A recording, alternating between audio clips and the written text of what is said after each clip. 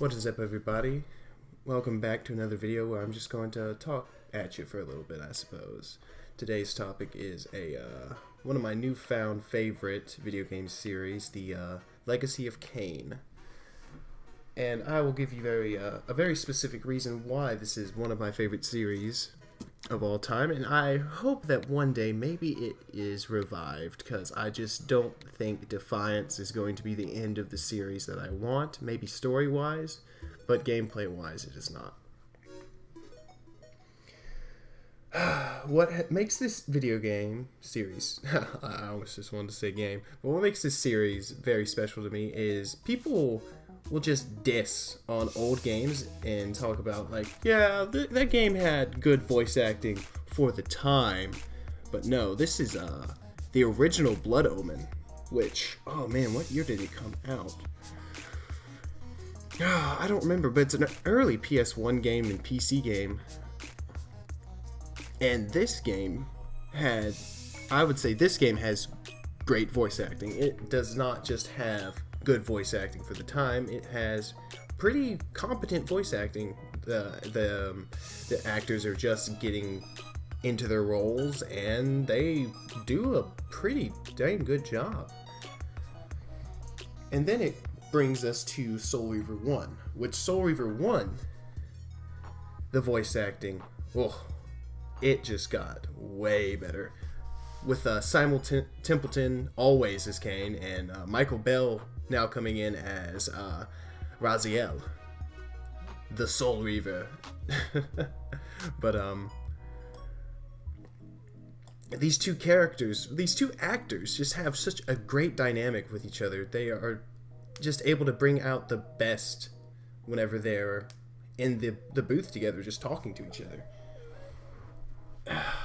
Because if you've watched some recordings, how this game, I don't know if all games do this, but how they recorded, at least for Soul Reaver 2, how they recorded is everyone who was present in the scene was present in the booth. They were all talking together. They weren't like looking at each other, but they were all present. There was Michael Bell, Kain, and who was the voice for the evil elder god? Tony J.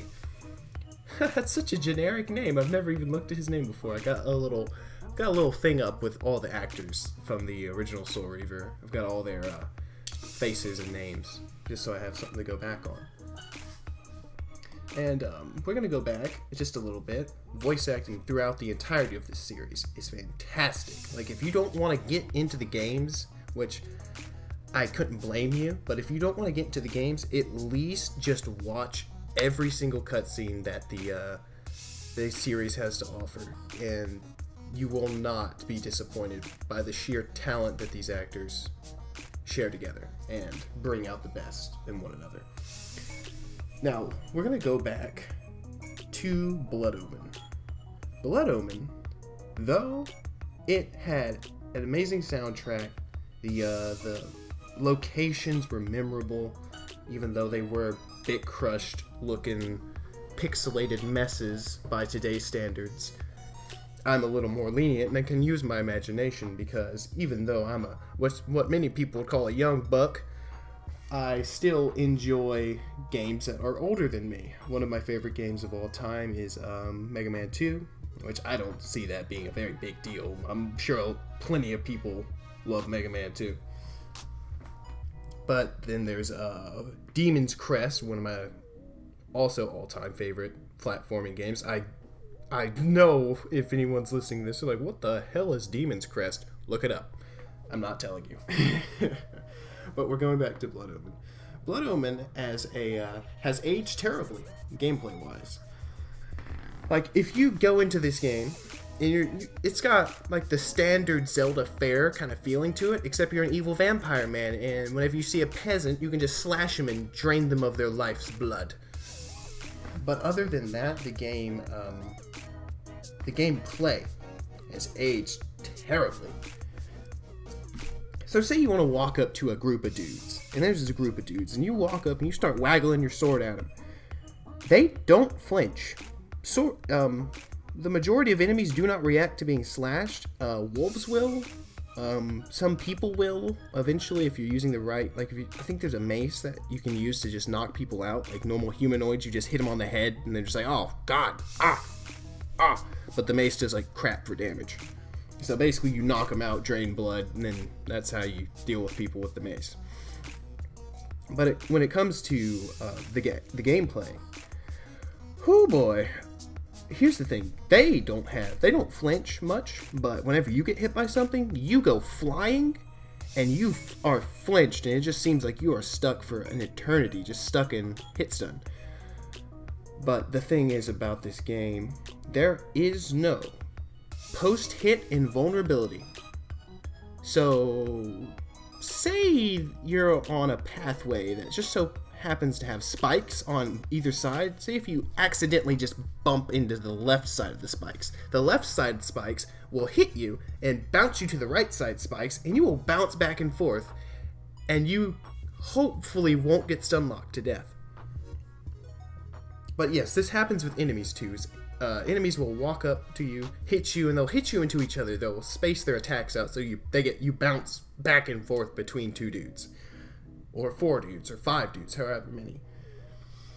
So, combat becomes this problem of you want to slash people, but if you get close enough to slash people, you are at a severe disadvantage because they do not flinch that often. And you're like, well, surely there's some sort of tool that will help you to overcome this challenge, and there is. There's magic. You're a vampire. After all, you eventually learn how to... the Legacy of Kain series is a series about a vampire named Kain bringing forth ruin of a plane of existence called Nosgoth. There you go. He's a vampire. There you go.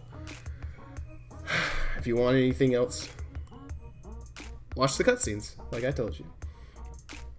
But back to magic. The magic in this game, you have your little magic bar that you can improve by finding runes, just like in Zelda. You can improve your health and improve your magic bar throughout the game by finding them. It's like a little rune you just pick up. It's a little collectible. You'll find them throughout the main story and in side areas. But you get mana regeneration, but it always seemed like you use too much mana per spell. Don't know why I forgot that word. Per spell, and it takes days to regen your mana. It just takes forever. And I think whenever you have a full health bar, I think it takes a full in-game day to regenerate, not health bar, a full mana bar, like the max mana bar. I think it takes a full in-game day to get it, or at least it felt like that to me. And the only way to gain it back quickly is to kill a ghost and drink ghost blood. Don't tell me how that makes sense. And you're thinking, well, you're a vampire, you can drink ghost blood, but here's the problem with being a vampire. You have bloodlust and hunger. In the Legacy of Kain, anytime you're playing as Kain in the games, his health drains over time. And in most games, it's not a problem there. The other games are more combat focused, but whenever you're playing the original Blood Omen, Kain does not handle dungeon crawling that well, because once you kill something in a dungeon that contains blood, once you come back into that area, all that's left is their ghost. So you can't refill your health by going back to old areas, because the enemy will respawn and can still hurt you, but you can't get health back from them anymore. And sure, you're asking, surely there's an item you can take with you? And yeah, there is. There's a thing called the Heart of Darkness, which there's only supposed to be one in the universe, even by the flavor text that's Simon Templeton will read for you. He's just this is the singular heart that can bring vampires back to their state of unlife, which basically it's saying, yo, this is a fairy. This is a fairy from Zelda. If you die, it's gonna bring you instantly back to a few hits of health. The thing about the Heart of Darkness, it does not give you that much health back. It gives you maybe 2 or 3 hits worth of health. But overall, when it comes to just keeping your resources managed in that game, it just becomes a problem. It just becomes a problem and not that fun near the end of the game. Because at the end of the game, difficulty in a game like Blood Omen, apparently they thought difficulty was to just put a bunch of dudes in your way that have a bunch of health. They're these big demon guys that like shoot green lasers and stuff. And you get like 5 of them in your face at a time per encounter. So it came to a point where I used cheat codes to beat the game. I used refill health and refill magic just so I wouldn't take any damage, but I just hated just waiting around for my mana to come back. So I basically sped up the process of whittling down these enemies that were in my way by just putting in the refill magic cheat code, because there's no way to make your magic come back quickly, at least in the area I was at.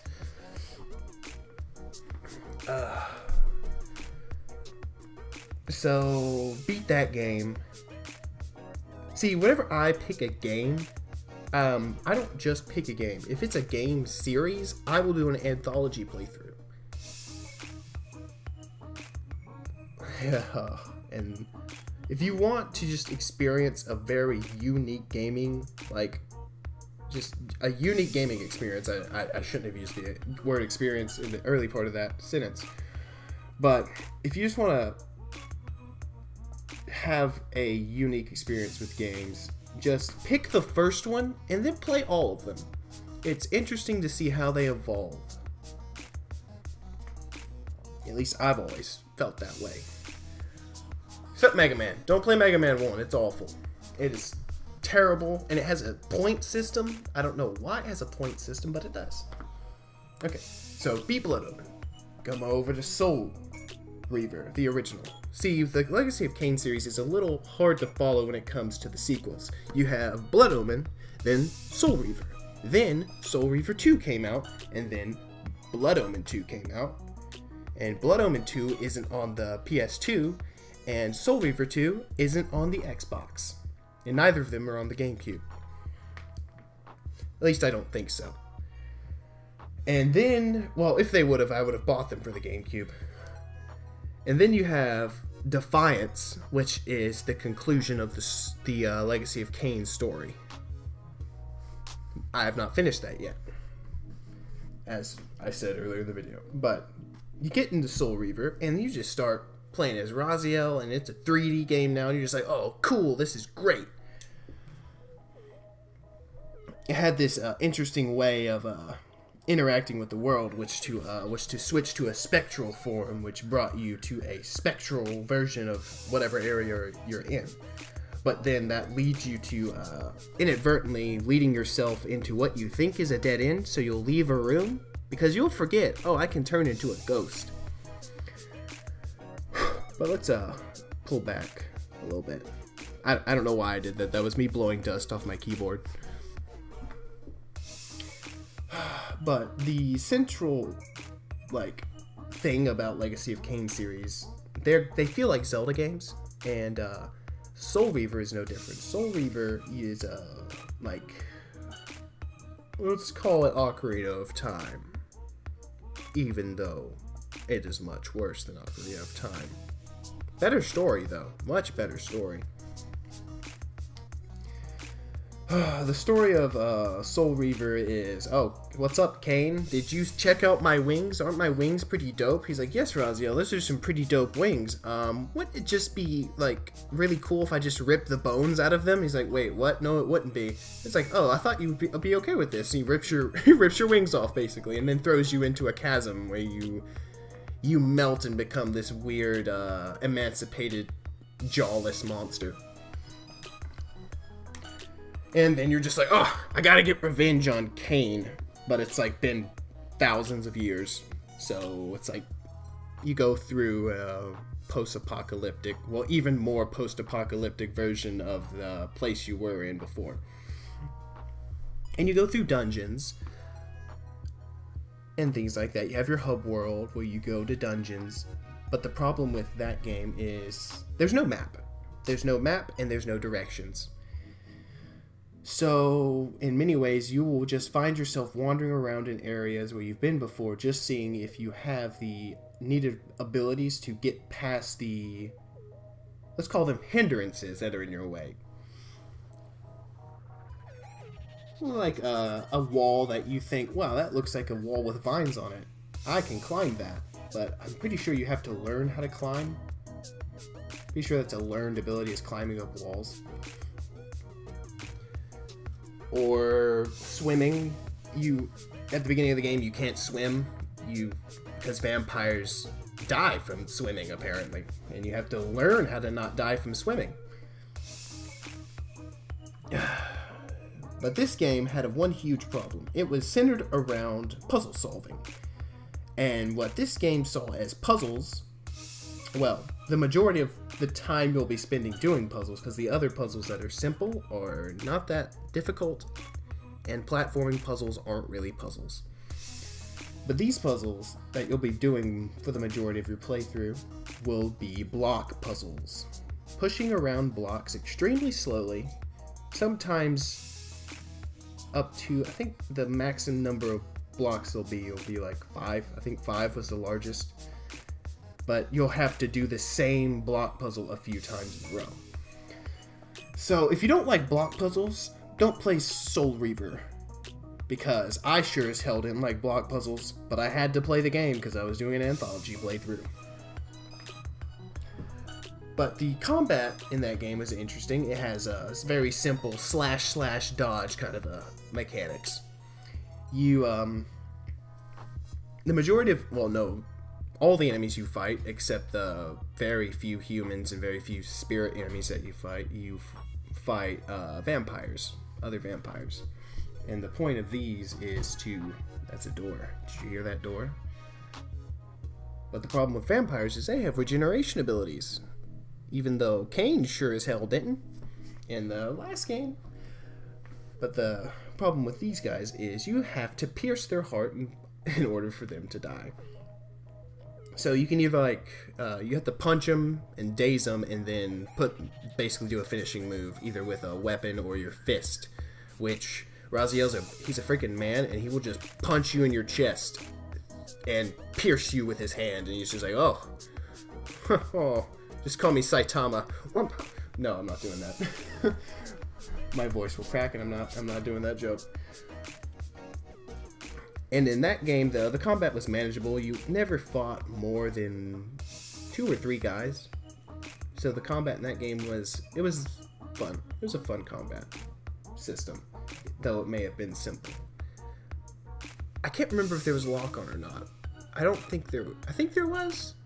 But it wasn't like an indicated kind of lock on. You just kind of looked at him and you could tell that Raziel was focused on that character. But one thing that this game did not have over Zelda games is side areas. It was not fun to look for side areas at all. Because there you have all this big huge wheel of like magical powers you can get. When I played the game, I got one, which was the fire sword. You get the Soul Reaver is a sword that you get, and I got the fire version of it because I'm a cool guy. I don't remember even where it was. So that game's flaw was block puzzles and needlessly bad side areas that weren't fun or easy to find. And then that brings us to one of my favorite games I've ever played, which is Soul Reaver 2. If you're going to play one game of this series, play Soul Reaver 2. Because every single Legacy of Kain game has a recap story option on the main menu. It's fantastic! Like, why don't other games do this? Especially, like, I got into the Mass Effect series in Mass Effect 2. Which I haven't finished 1 or 3 because 1 is combat is terrible and 3 is 3 and I don't even want to get into that. But Soul Reaver 2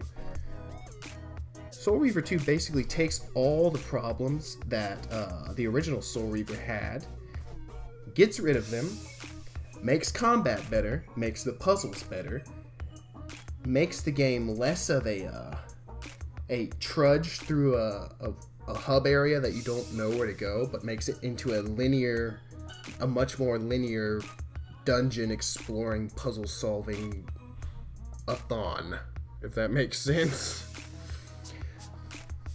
Basically, the majority of the game will be running to a dungeon, getting something from that dungeon, running to the next dungeon, getting something from that dungeon, and running to the next dungeon. While hearing some just completely buttery smooth voice acting that will just be like, man, if I could, I couldn't. If this man made sexual advances on me, I probably couldn't stop him. Like, I'm just gonna be awesome. I'm just gonna be honest. I'm straight. But if fucking like Simon Templeton walked up to me and he was just like, "Yo, what's up, boy?" Well, one thing, if he just said, "Yo, what's up, boy," in his Kain voice, I'd probably die of laughter. But still, a man walks up to you and starts talking. There ain't nothing you can do about it. He's a penny dropper, you know what I'm saying? But I don't know, just I could gush over this game and it has all these great little touches. Like if you're using a reaver that has that's what the reaver. It's if you're using a specific version of a reaver, like a fire reaver or a light reaver, you'll give off light to the environment, and that's just a nice touch that a PS2 game really didn't need. And the camera in that game was great. The sometimes you fight a little too many enemies for the the combat is perfect for 3-on-1 or 2-on-1, but sometimes they'll drop like 5 people on you, or unreasonable odds against you, which I cheesed some things by getting on standing on top of something and shooting magic down on them, which he doesn't have a magic meter. He just gets to shoot as much magic as he wants. Because Raziel is a cool guy. A cool guy with white eyes. Just like Batman. I'm Batman. I'll make that joke. He doesn't have a jaw though, so... Probably makes talking difficult. Don't know how he speaks so well without that bottom jaw. He's got a nice scarf though. But yeah. Soul Reaver 2. It is a time travel adventure. And if you're going to get into this series, you need to accept that time travel is a very large part of it. Even in the first game, Blood Omen, time travel, you went back in time and did some stuff.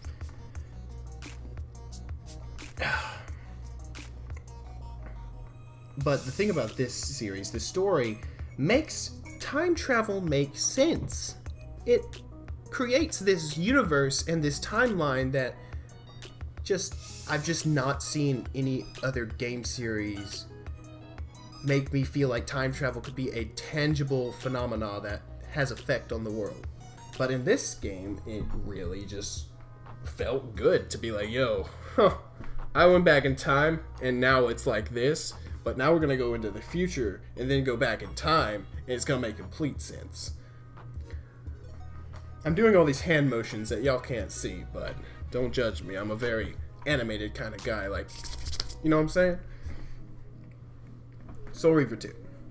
Fantastic game. Play it. If you don't, you just make it harder on yourself as a human being, just not experiencing that joy. Then we get into the mediocre stepchild of the series, which is it raining? Might be raining. Not sure. But the mediocre stepchild of the series, which is Blood Omen 2. Blood Omen 2, you take control of a separate timeline Kain that was caused by Soul Reaver 2 meddling in the past and future and stuff. But this Kain's actions are also relevant to the overarching story. So time travel makes sense. But this game is basically a linear level-based platforming puzzle-solving game. There is no open world. There's no open world. It's level-based, and you earn skills and stuff, and some of the skills are not useful when other ones are. Like this, you get this long jump, and you hardly ever use the long jump. You still get to drink blood, though. You just drink blood, and there's a lot more things to kill and give you blood drinking. You know what I'm saying? It's good to drink blood, feel better, be a vampire. It doesn't sound like that. It's more like a, it's like a, like when you're drinking blood, it sounds like a funnel. A funnel is being, you're pouring water down a funnel inside of a cave. Kind of sounds like that. But this game, the combat is a lot faster and simpler. Like, you have // and a block button and a dodge button. I think you can dodge. It's been a while since I played it. But the thing about this game, all the other games had these just the voice acting always matched the 3D renditions of whatever the voice was coming out of. In this game, the 3D models were handled much differently. I think it was to I don't know why. It's not an open world game. It was level based, so detail should have been higher, you would think. But the detail on Kain and like the facial expressions went down in many areas. In some of the cutscenes, they're good. But in other cutscenes, it's just like there's not as much effort put into like their mouth movements. Like sometimes they'll just wiggle their jaw, and you're just like, okay, he's talking, I guess.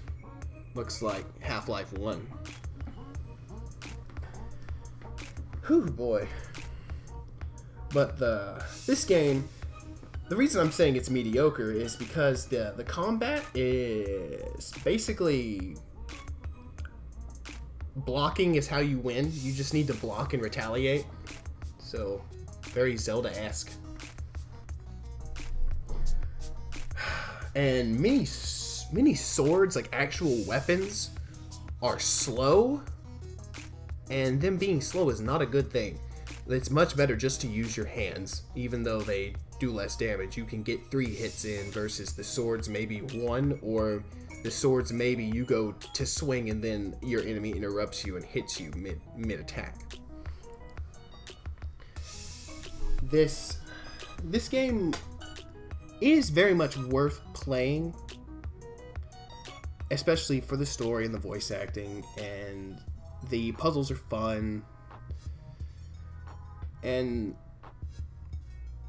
you just it being more compact and more focused, it makes you honestly, it makes you feel more like you're a driven character wanting to do a goal, rather than I'm just gonna wander around for about an hour, don't mind me. Like, not having that choice, just always wanting to make forward progress, makes the game feel more centered and more focused. Which, that isn't to say that the Soul Reaver 2 wasn't centered and focused. It's just, this game was more of a focused experience, that it wants you to do what it wants you to do. And then we come to Defiance, which I have not finished yet, so I can't say a lot about it, but it has fixed camera angles, and the combat has taken huge influences from Devil May Cry.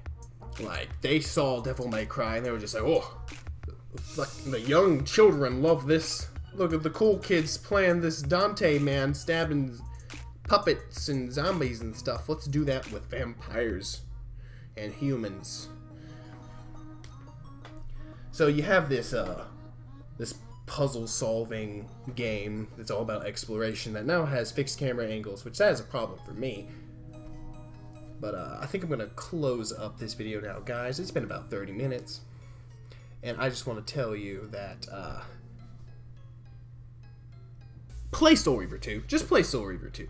If you take anything from this video, to get interested in the Legacy of Kain lore, it's interesting. The characters are memorable.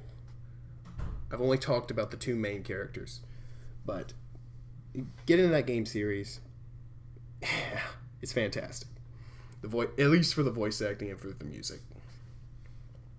But